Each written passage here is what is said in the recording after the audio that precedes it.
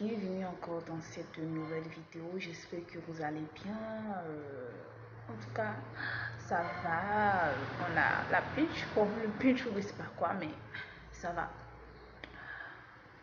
Une nouvelle story time avec une histoire à couper le souffle, hein. Une histoire rocambolesque, digne d'un film de western et un film de chagrin, un film de désespoir, d'amertume. Bon, on va rentrer dans le vif du sujet. On nommera cette dame-là Océane. Et aussi, il y a quelques mots, quelques trucs, quelque chose, bon, des choses qui seront changées pour pouvoir bien garder l'anonymat.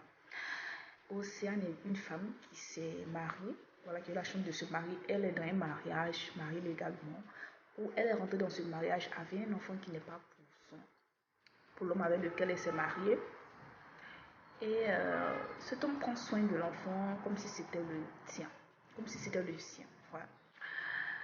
Et auparavant, quand elle avait eu l'enfant au mariage, le père de cet enfant en question ne voulait pas de la paternité. Mais la maman du père de l'enfant s'est occupée comme elle pouvait, comme une grande mère pour sa petite fille. Au fait, c'est une fille, une petite fille, le sexe de l'enfant.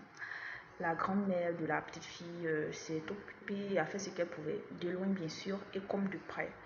Donc la maman en question, c'est-à-dire Océane, a gardé de très bons rapports avec la mère de celui avec qui elle a eu l'enfant. Donc quand elle s'est remariée, dernièrement le monsieur est réapparu, il a demandé des excuses, elle a dû accepter puisqu'elle avait de bons rapports avec la maman du monsieur au fait. Donc elle a accepté. Bon, c'était un peu tendu mais ça allait. Donc de temps à autre, quand le monsieur donnait de l'argent pour les besoins de la petite, elle gardait ça sur un compte bloqué pour pouvoir s'occuper en cas de difficulté, de besoin urgent de sa fille, voilà, pour ne pas que ça tombe sur l'épaule seulement de son mari. Mais depuis des jours, des semaines, elle doute un peu. Notons que la fille a seulement 8 ans. Voilà. Et elle doute un peu, elle est dans l'embarras, elle est dans le désespoir, elle est dans l'amertume parce que le père de l'enfant qui avait fui et qui est réapparu dit qu'il veut partir, il souhaite partir avec son enfant de 8 ans.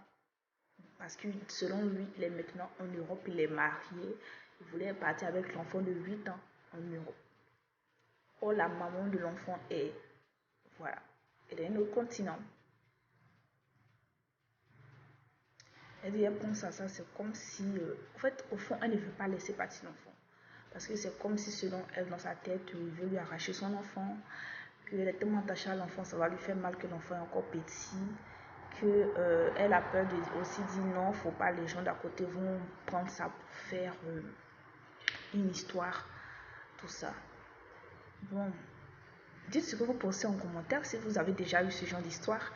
Parce que moi, je ne vais pas donner mon avis, mais moi je trouve que l'enfant est encore petit. Ce n'est qu'un enfant de 8 ans. Voilà. Et le mieux serait que l'enfant ait 17 ans ou 18 ans, soit majeur, ou soit majeur, ou soit majeur, ou voilà, ait 17 ans ou 16 ans minimum pour pouvoir aller en Europe, parce que l'Europe, c'est pas un pays, c'est un continent. Il peut partir avec l'enfant de 8 ans, ne plus donner de nouvelles. Et puis ça peut être bizarre. Et puis c'est mieux pour un enfant de grandir près de sa mère, avant de se détacher de sa mère pour aller et grandir, pouvoir aller, voilà. Quand ce sont des familles recomposées, au fait. Dites ce que vous pensez en commentaire. Si vous, dans votre cas, vous faites partie d'une famille recomposée, donnez votre témoignage, ça peut servir. D'ici là, portez-vous bien.